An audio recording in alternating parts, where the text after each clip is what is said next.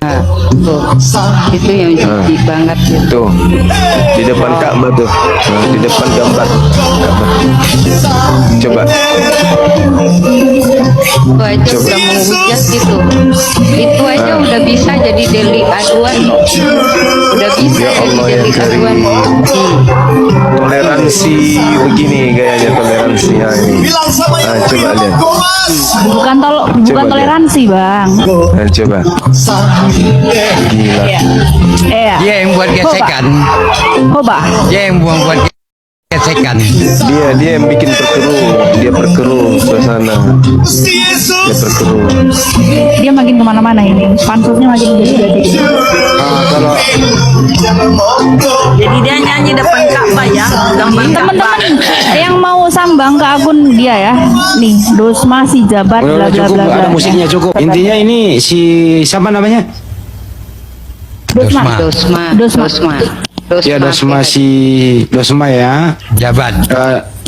Dia kan seorang lawyer ya. Nah ini sebagai bahan juga kita LP kan juga ini. Boleh, Harus di LP. Ya tolong dikirim itu video. Kita akan mencari ya di LP kan lah. Buat apa coba nyanyi-nyanyi kayak begitu terus backgroundnya Ka'bah. Setuju nggak semua teman-teman ini kita LP kan juga? Setuju. Halo, selamat siang, salam sejahtera untuk kita semua. Assalamualaikum warahmatullahi wabarakatuh.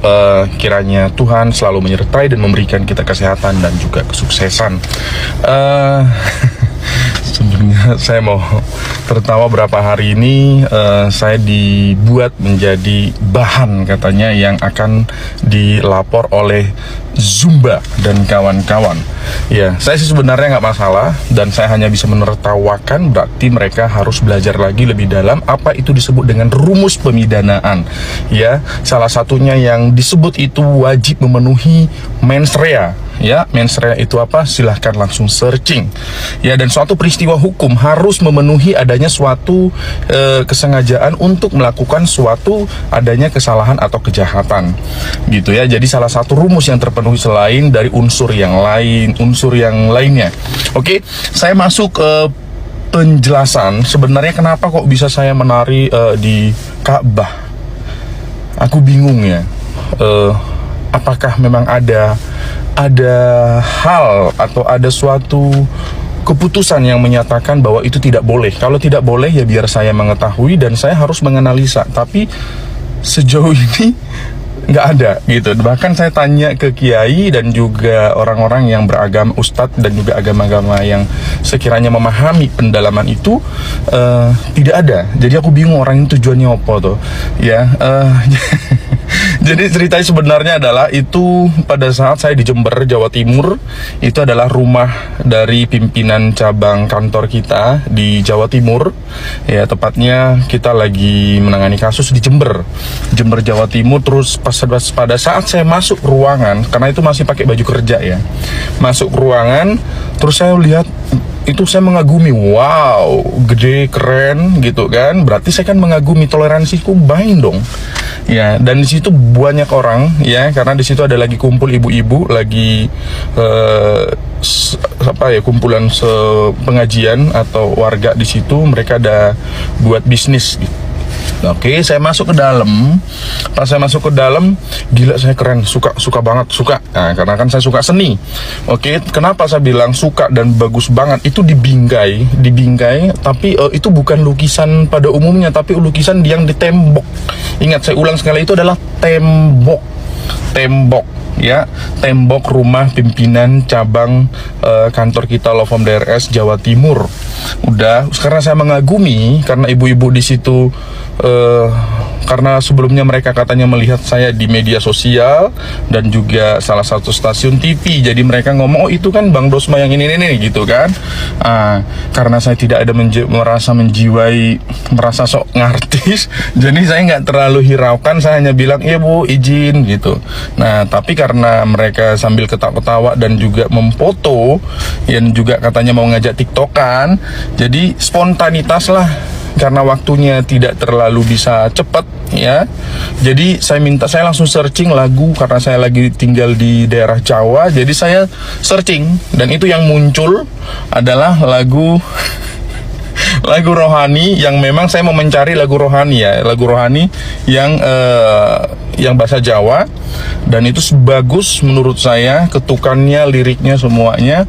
Dan saya juga memahami, cukup saya mendengar sebentar, saya langsung membuat gerakan.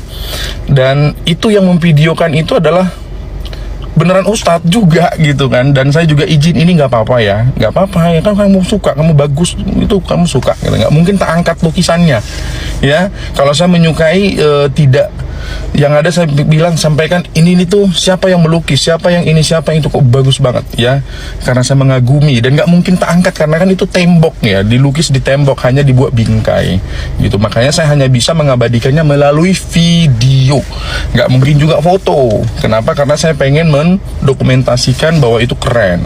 Kalau foto kan masih bisa editingnya gitu, kalau video itu adalah originalnya. Begitu mengenai video itu ya, sampai ada di YouTube, ada di TikTok, bahkan mereka membuat penggosipan yang luar biasa membahas itu. Silahkan ya, silahkan. Terus saya langsung telepon juga teman-teman di Bandung ya, karena ada perkumpulan dokter profesor hukum. Saya bilang, bang, ini kok saya digini-giniin, kan di situ di organisasi itu, organisasi kita kan banyak ya yang lawyer muslim. Kalau saya salah dibilang salah ya, saya bilang gitu. Salah dari mana sih? Ya udah biarin aja di situ ya. Nanti kalau ada apa-apa kita yang hadir, kamu nggak usah hadir. Ya udah, oke, kupikir gitu kan. Nah terus saya juga mau menekankan juga, itu selesai yang tadi ya, case close. Nah saya membahas lagi perihal mengenai kenapa sih saya harus melapor ya, kenapa saya harus melapor Zumba dan kawan-kawan ya. Kalau tersinggung disebut Zumba, bodo amat, karena saya tahu bukan itu nama aslinya ya. Salah satu gurumu di Jawa Timur sudah menelpon saya ya, mantan gurumu ya, mantan gurumu, dan namamu saya tahu siapa, bukan itu, tapi kamu keren-kerenin kan. Oke. Terus saya sampaikan juga bahwa kenapa saya mengetahui struktur mereka ini. Sebenarnya saya tidak ada niat, dan sama sekali saya tidak ada ingin mengetahui, karena nggak penting juga buatku ya. Karena kalian seneng kan dibahas sekarang kan, seneng banget, katanya adalah bagian dari market. Emang iya, saya marketing S10 ya, makanya kalian searching, saya adalah salah satu marketing terbaik ya. Tapi salahnya kalian searching pada saat itu tahun 2000 berapa ya, 2013 ya. Waktu itu saya dapat penghargaan ke Korea Utara, ke Korsel mendapatkan sebagai penjualan terbaik, sampai dengan jabatan saya sebagai division director salah satu perusahaan franchise Amerika. Berarti saya bukan main-main kalau di dalam nge-market. Oke, jadi nanti saya market kalian, tapi kalian yang bener ya, yang bener. Oke, pada saat waktu saya di rumah Ratu Entok, sebelum dia ditahan ya, sebelum dia ditahan, kita sudah komunikasi. Betul, orang-orang yang sangat bijak sekali memberikan komentar di media sosial adalah, sebenarnya kalau dia minta maaf dengan tulus, itu kami tidak akan mungkin melakukan sampai sejauh ini ya. Tapi karena dipancing, dan saya tahu ini orang baik, anak baik gitu kan, dan saya lebih kekasian sebenarnya pada saat datang ke sana, ke rumahnya. Terus tiba-tiba ada dia ngomong, bang, ini chat api gitu kan. Jadi ingat, saya tahu ya, saya baca chat kalian. Jadi sebenarnya api menghubungi, menawarkan diri untuk mengurus Entok, bahkan kita membuat diskusi, bukan Entok yang mencari. Saya baca chatnya, oke? Dan ada saksi di situ. Jadi yang memperkeruh adalah kalian, oke? Paham itu ya? Jadi menawarkan diri bahwa ini menjadi objek. Lihat, apa kalian bantu? Kalian biarin sendiri di sana kan? Oke? Pada saat waktu saya menanyakan apa api itu, saya pikir Asosiasi Pendeta Indonesia, beneran. Kenapa? Loh, kok kamu bisa dihubungi? Ya, saya bilang, Kak, kenapa kamu bisa dihubungi sama api? Karena kalau Asosiasi Pendeta Indonesia, saya pernah membuat acara Natal. Kebetulan waktu itu saya ketua Natalnya, antara Pradi ya, DPC Pradi, dan juga api kerjasama sama organisasi yang kita punya ya, organisasi pengacara Oikumene Indonesia. Loh, kok bisa dihubungi? Enggak loh bang, asosiasi ini aduh, gitu kan. kayaknya nggak penting banget, saya bilang gitu kan. Oke, saya janji bang, saya nggak akan pakai jasa mereka, ya, saya nggak akan bersama dengan mereka karena saya tahu orang abang adalah orang yang sangat paham dan sangat bijak untuk itu. Tapi tolong cabut perkara itu, kan begitu kan? Ya, namanya untuk cabut kan butuh waktu ya, karena apalagi saya kan pekerjaannya bukan ngurusin itu tok gitu kan. Nah ya udah, setelah besoknya mereka makin menggila live. Kalian tahu kenapa itu dipercepat? Itu gara-gara kalian, makanya Entok ditahan. Ya, saya langsung ke ruang cyber dan langsung dapat penjelasan. Ya, bahwa pada saat live itu kalian dari pagi, siang, sore, malam itu ditonton langsung sama tim cyber Polda Sumatera Utara, yang mereka juga geram. Kenapa? Karena itu berlanjut dan makin menjadi-jadi. Oke, jadi ingat, sekali lagi saya tekankan, Ratu Entok ditahan bukan karena ditangkap cepat, bukan karena kita sebagai pelapor yang tiba-tiba ayo cepat, kami bilang selalu sesuai dengan prosedural. Ternyata ada suatu perintah yang mengatakan bahwa jika adanya suatu perbuatan terus-menerus dilakukan, bahkan itu berbahaya dan juga mengecoh dan juga membuat perkeruh di masyarakat, maka itu dipercepat ditangkap. Jadi Ratu Entok ditangkap, ditahan karena apa? Silahkan tafsirkan sendiri. Semoga bermanfaat. Terima kasih. God bless you all. Thank you for the happiest year of my life.